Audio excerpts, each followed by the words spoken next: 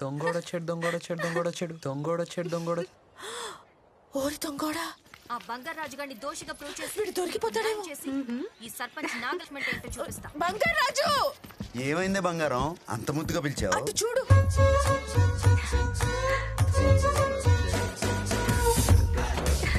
అమ్మ దొంగోడా,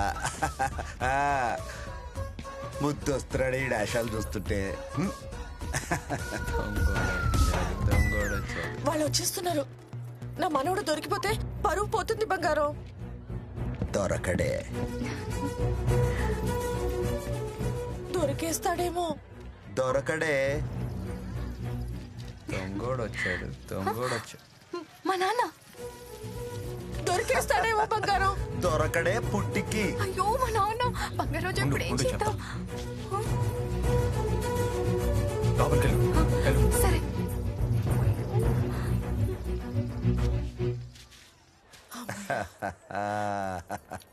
దొరకడని అంత ఖచ్చితంగా ఎలా చెప్పావు బంగారం? ఇలాంటి ఎన్ని చేసావు? ఏంటి? ఎన్ని చూసావు అంటున్నాను. ఎక్కిందిరా మొక్క. బంగారాజు వచ్చిందిరా జోకరు. రే బంగారాజు, ఏంటే? సుబ్బారావు గారు అమ్మాయిని తీసుకొచ్చావంట కదా, ఏది? ఏది? నేను తీసుకురాలా. ఏ మర్యాదగా చెప్పు, లేదంటే సర్పంచ్ పవర్ ఏంటో చూపిస్తా. ఓపికంటే ఎత్తుక్కో, లేకపోతే మూసుకో. అంతేగాని అందరి ముందు ఏదో సోషల్ మీడియా బిల్డప్ వద్దే పో. సర్పంచ్ అంటావా? అన్నాడు కదా, మళ్ళీ అట్టవా ఏంటి? అన్నాడా? అన్నట్టే. దొరికితే చెప్తాను రా నీ పని. అయిపోయావురా. వెతకవే.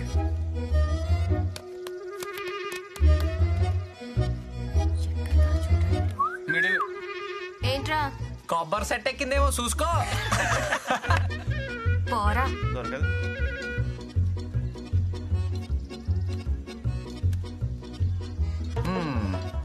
దీనికి ఫినిషింగ్ టచ్ ఇచ్చేద్దాం.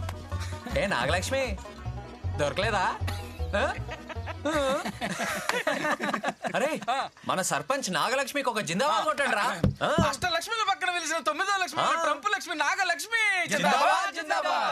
రే బంగారాజు, ఇంతమంది ముందు నా పరువు తీసావు కదరా, వీళ్ళందరి సమక్షంలో సర్పంచ్ గా ఒక శపథం చేయాలి. రే బంగారాజు, నిన్ను నడి రోడ్డు మీద నిలబెడతా. లేకపోతే తరతరాలుగా మా కుటుంబానికి గౌరవంగా వస్తున్న సర్పంచ్ పదవిని తృణప్రాయంగా వదిలేస్తా. ఈ సర్పంచ్ నాగలక్ష్మి శపథం. పదండి.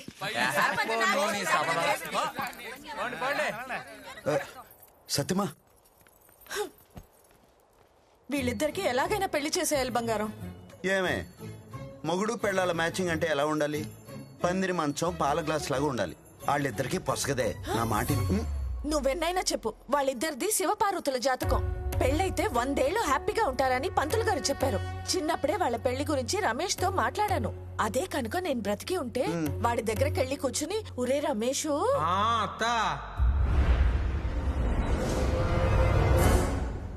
ఏంటత్తా వీడి నిద్రలో మాట్లాడుతున్నాడేంటి? ఏంట్రా రమేష్, ఇన్నాళ్ళ కళ్ళలోకి వచ్చావత్తా? కళ్ళోకొచ్చానా? మరే కాఫీ టీ ఏమన్నా పుచ్చుకుంటావా అత్తా? ఈడంటే ఏదో మర్యాదలు ఈడును కల్లో కొత్త ఇంటికి వచ్చినంత ఓవర్ యాక్షన్ చేస్తున్నాడు. ఒరే రమేష్, నీ కూతుర్ని నా మనవడికిచ్చి పెళ్లి చేయాలరా. నువ్వు అడిగితే నేను కాదనగలనా అత్తా? కానీ అత్తా, ఏంట్రా? ఆడచ్చం మావయ్యలకు బోకులా తయారాడు అత్తా. ఏదో ఖానా నన్ను మధ్యలోకి లాగుతావేంట్రా? మావయ్య పక్కనే ఉన్నట్టున్నాడు, ఫీల్ అవుద్దని చెప్పత్తా. బారు ఆయన మాట వదిలేరా. ఒరే రమేష్, ప్లీజ్ రా, నీ కూతుర్ని నా మనవడికిచ్చి పెళ్లి చేయరా. నీకు తెలుసు కదా అత్త, చిన్నప్పటి నుంచి వాళ్ళిద్దరూ ఉప్పు నిప్పుని. ఇప్పుడు అది ఎక్కువైపోయి కొప్పు పట్టుకుని కొట్టుకునేదాకా వచ్చారు. దాని మనసు మారి అది ఒప్పుకుంటే నాకే అభ్యంతరం లేదు.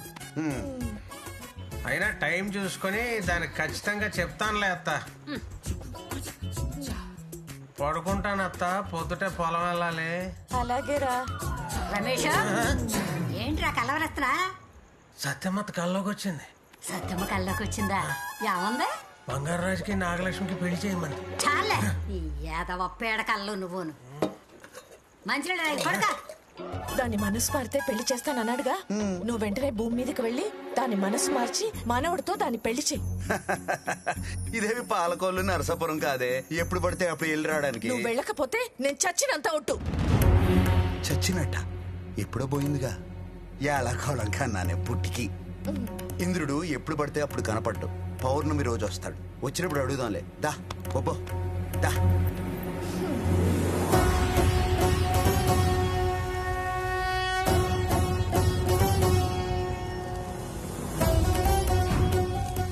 యమధర్మరాజుల వారికి ప్రణామములు. తమరి ఆకస్మిక రాకకు కారణం? శివపురం గ్రామంలో ప్రతి 2 పుష్కరాలకి మహారుద్రాభిషేకం జరిగే ముందు ఓ అవరోధం గోచరిస్తుంది.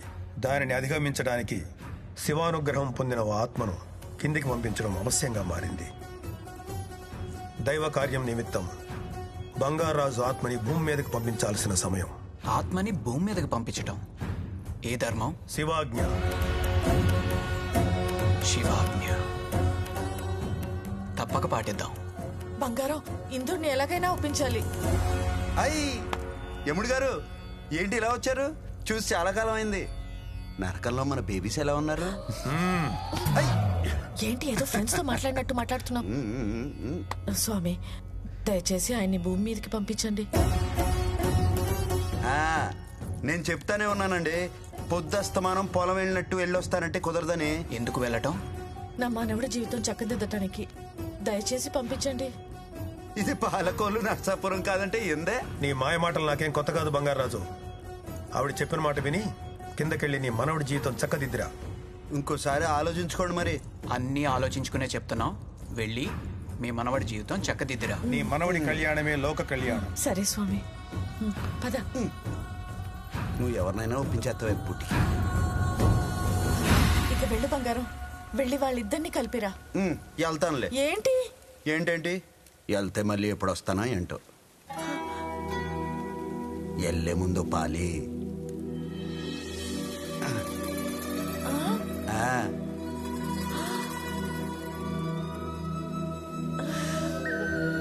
అయ్యా పాసివాడి తస్సదియ్యా.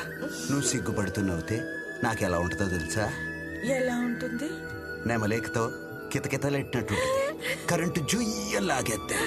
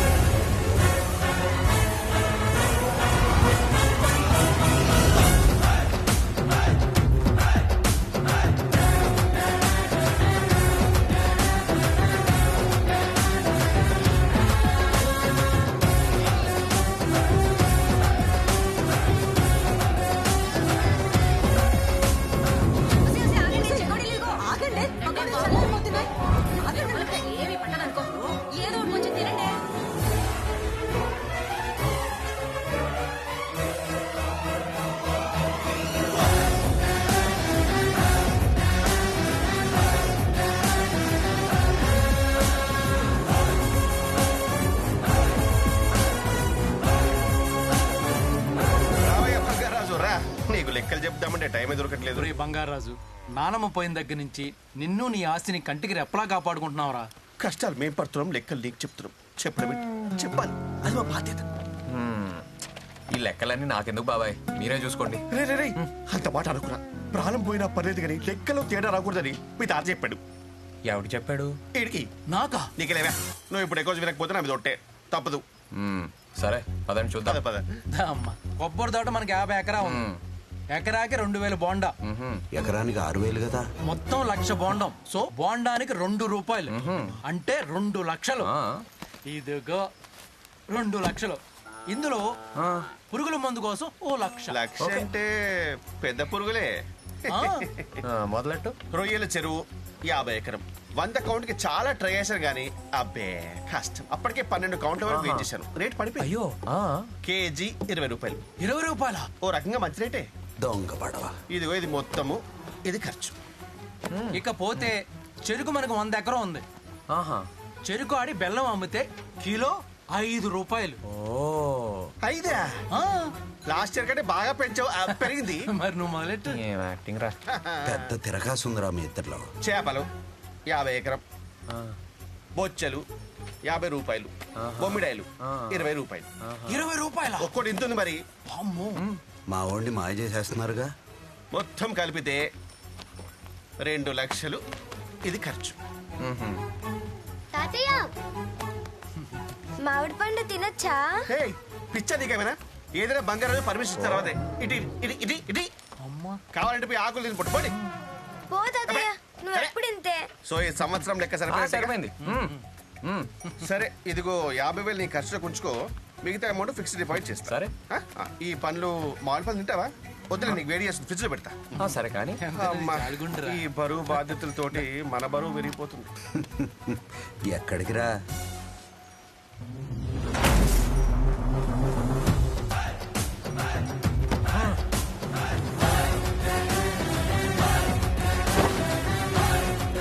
వాసివాడి తస్సదియా. తస్సదియేనా? ఏడు రాత్రి దిగలేదే? దారా బ్రహ్మం. బ్రహ్మమా? ఏదో తేడా కొడుతుంది వెళ్ళు. ముందు నీ లెక్కలు తేలుద్దా. భాష మారిందేంటి? 50 ఎకరాలకి ఎన్ని బోండాలరా? 1,00,000. ఏదో కథలు ఆడకే. ఎకరానికి 6,000 బోండాలు దిగుతాయి. 100 ఎకరాలకు 6 లక్షలు, బోండానికి 10 రూపాయలు, 60 లక్షలు. ఎక్కడికి పోయినీరా? అడుగుతున్నాడు కదా, చెప్పు. చెరుకు 100 ఎకరం, ఎకరానికి 40 టన్నులు, టన్ను 10,000, 40 లక్షలు. అయ్యి ఎక్కడ పోయినీరా? పురుగుల మంది కొన్నాడు బంగారాజు. నువ్వు ఆగ్రానే నీ దగ్గరకు వస్తా. నీ చేపల చెరువు లెక్కలేంట్రా? అవి అదేం లేదే. బొచ్చు ముప్పావులో, బొమ్మడాయిల పావులో అనేదో కొత్త లెక్కలు చెప్తున్నావు. అంటే బొమ్మిడాయలు మరి ముళ్ళు తీసేస్తా నా కొడక. మరి మొత్తం దొబ్బేసి మా ఆవిడ పండుగ పర్మిషన్ అడుగుతావేంట్రా? అంటే ఏదో ఒకటి అడగరు కదా ఎథిక్స్ అని. రే, ఇంకెప్పుడు ఏదో పనులు చేయకండి రా. డబ్బులు కావాలంటే అడిగి తీసుకోండి. లెక్కలు చెప్పైనా పర్లేదు కానీ మనుషుల్ని మోసం చేయొద్దురా. ఎలాండే? ఆగండి. పండు కావాలా? నా బుల్లెట్ ఎక్కడ్రా? అక్కడ ఉంది.